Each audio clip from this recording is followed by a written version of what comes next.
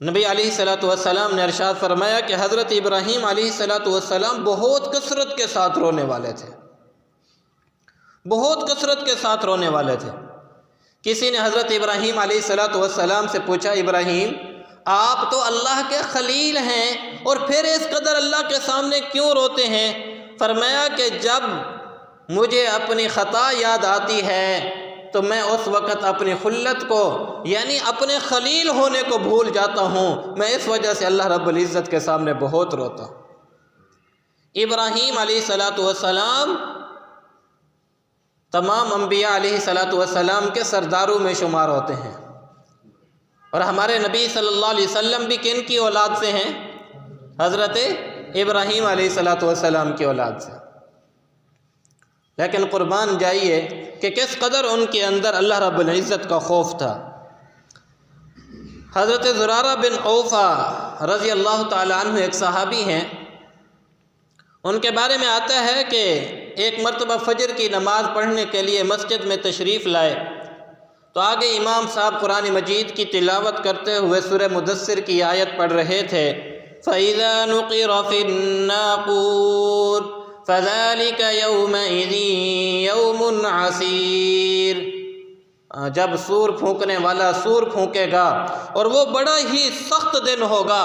بس یہ آیت سننا تھی، بس گر پڑے اور اسی حال کے اندر ان کی روح پرواز کر گئی۔ کیا ان کے دلوں کے اندر اللہ کا خوف بیٹھا ہوا ہوگا۔ آج قرآن ہم بھی پڑھتے ہیں، ہم بھی سنتے ہیں، کیا قرآن کی کسی آیت کو سن کے ہماری آنکھوں میں بھی کبھی آنسو آئے؟ کبھی ہمارا دل بھی اللہ رب العزت کے خوف سے رویا ہو؟ اور یاد رکھیے نبی کریم صلی اللہ علیہ وسلم نے ارشاد فرمایا، تضرعوا وابکوا، اللہ کے سامنے رویا کرو، گڑ گڑایا کرو۔ کیوں؟ فرمایا فإن السماوات والارض، کہ یہ آسمان اور زمین اور یہ سورج اور ستارے، یہ سب کچھ اللہ رب العزت کے خوف کی وجہ سے اللہ کے سامنے روتے ہیں۔ یعنی ان کے اندر بھی اللہ رب العزت کا اس قدر خوف ہے کہ یہ بھی اللہ رب العزت کے خوف سے روتے ہیں۔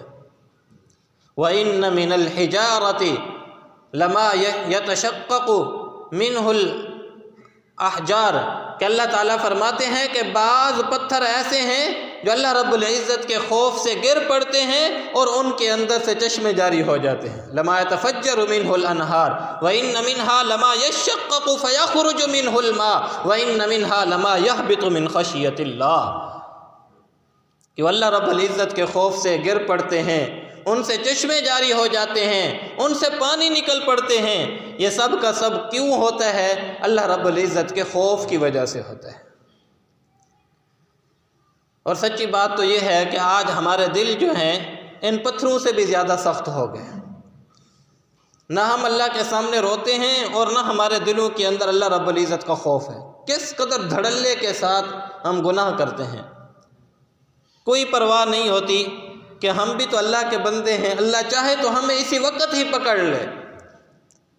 اسی گناہ کے حال کے اندر اللہ رب العزت ہماری گردن مروڑ کے رکھ دے تو کون ہے اس سے پوچھنے والا؟ اسی حال کے اندر اللہ رب العزت کی طرف سے عذاب ہمارے اوپر نازل ہو جائے تو ہم کیا کر سکتے ہیں؟ تو پتھروں کے اندر اللہ رب العزت کا خوف، انبیاء علیہ الصلوۃ والسلام کے اندر اللہ کا خوف، فرشتوں کے اندر اللہ کا خوف۔ اللہ اکبر کبیرہ۔ حضرت سلیمان فارسی رضی اللہ تعالی عنہ، اور یہ دیکھیے یہ وہ صحابہ ہیں جن کی اسلام کی خاطر کس قدر قربانیاں ہیں۔ بڑھاپے کے عالم میں بکتے بکاتے نبی علیہ الصلوۃ والسلام تک پہنچے ہیں، اور انہیں وہ مقام اور وہ قرب ملا ہے کہ نبی علیہ الصلوۃ والسلام نے ارشاد فرمایا کہ سلیمان فارسی میرے اہل بیت میں سے ہیں۔ لیکن اللہ رب العزت کا کس قدر خوف۔ روایات میں آتا ہے کہ ایک مرتبہ یہ مسجد میں داخل ہوئے تو قرآن مجید کی قاری صاحب تلاوت کر رہے تھے اور پڑھ رہے تھے وَإِنَّ جَهَنَّمَ لَمَوْعِدُهُمْ أَجْمَعِينَ۔ جب یہ آیت سنی تو رونے بیٹھ گئے اور اتنا زیادہ گریہ طاری ہوا کہ چیخیں نکل گئیں، اس قدر گریہ طاری ہوا۔ کے اندر کس قدر خوف ہوگا۔ یہ تو وہ لوگ تھے جنہیں دنیا کے اندر نبی علیہ الصلوۃ والسلام کی طرف سے جنتی ہونے کی سرٹیفکیٹ مل چکی تھی، جن کے بارے میں یقین سے کہا جا سکتا ہے کہ یہ جنتی ہیں۔ ہمارے پاس تو جنت کی کوئی سرٹیفکیٹ نہیں ہے۔ یہ تو وہ لوگ تھے جنہوں نے نبی کی صحبت اختیار کی، اپنی جانوں کو دین کی خاطر قربان کیا ہے، لیکن پھر بھی کس قدر خوف دل کے اندر بیٹھا ہوا تھا۔